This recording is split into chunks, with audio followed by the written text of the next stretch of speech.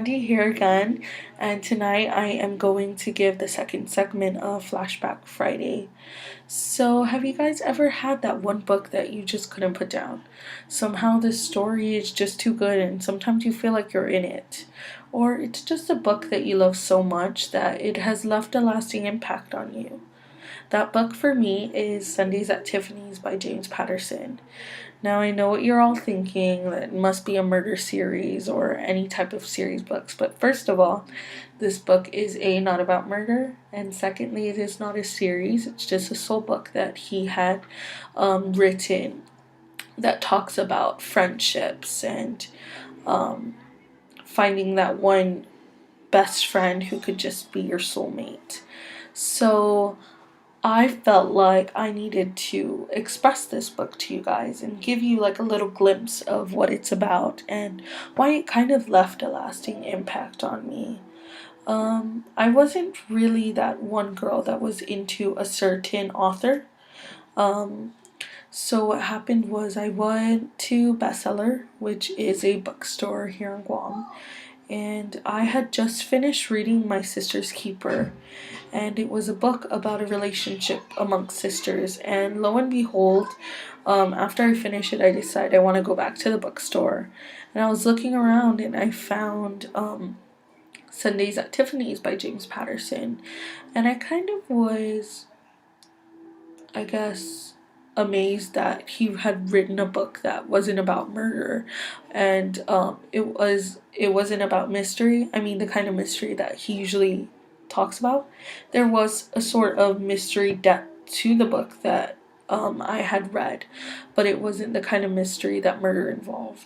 So I was kind of amazed by it, and I read the back, I read the summary, and I had to buy it, and I finished it that night. And it was a story about a girl named Jane who had some sort of relationship issues with her mother. They weren't very close. Her mother was a producer, a well known producer. So the mother didn't really have time for them. They had lived in New York, and they had made it a point that even though their relationship wasn't great, and Jane just being 9 years old, they would go every Sunday to Tiffany's after breakfast. So they would go to the St. Regis Hotel, they'll eat breakfast, and they'll go to Tiffany's right after. So at a point in time, Jane had obtained an imaginary friend named Michael, and every Sunday that was what they did. After the mom would take her to breakfast, Jane would stay at the St. Regis Hotel just a little longer while the mom was shopping around at Tiffany's on Sundays, and they'd eat ice cream together. Now, the reason that Michael had come into Jane's life is imaginary friends in this story had only become imaginary friends to kids who had issues in their life, whether it was the issue that Jane had with her mother not really being there and her father being an absent parent, or it could be a death in the family, things like that. So that's why Jane had obtained an imaginary friend. But on her ninth birthday, Michael was to leave her, and just as all imaginary friends do, they leave on the child's ninth birthday. And although he wasn't to forget about her, Jane was to forget about him. But somehow this relationship was different. Jane didn't forget about him. 20 years later, she became a producer and had written a story about her relationship with Michael and how he had a lasting impact on her life. And she made a movie of it. She did have a boyfriend named Hugh who wanted to be in the movie. He wanted to be the Michael character. And although they were together and she was with Hugh, she just didn't feel like that role was the best role.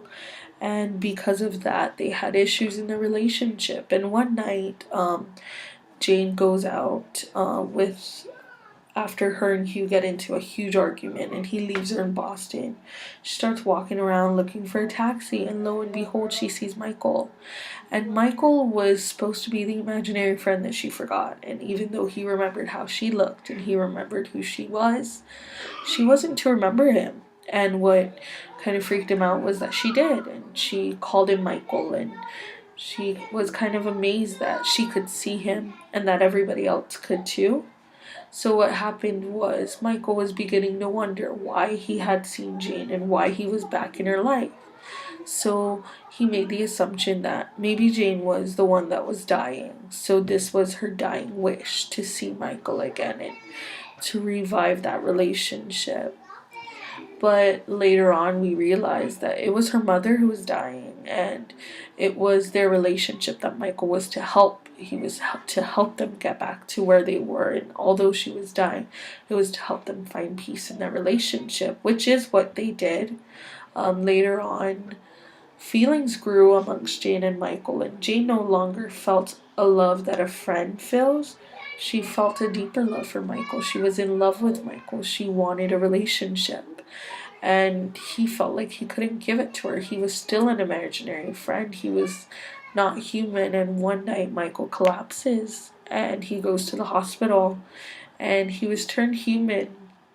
And he decides that he wants to be with Jane and that is his soulmate.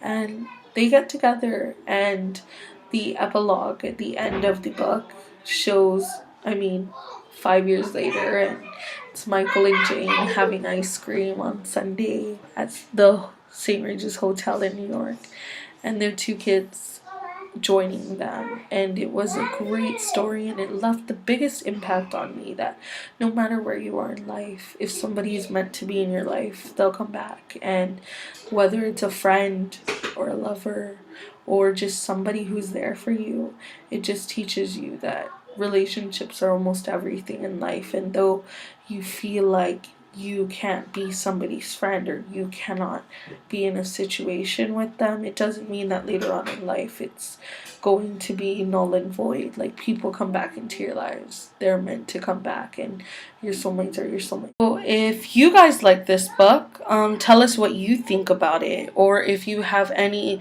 great book recommendations that you feel like would help us here at Eat, Drink, Read, share it with us. Like us here on YouTube and comment down below. But until next time, guys, I'm Andi, and this is Flashback Friday. I'll see you guys later. Bye.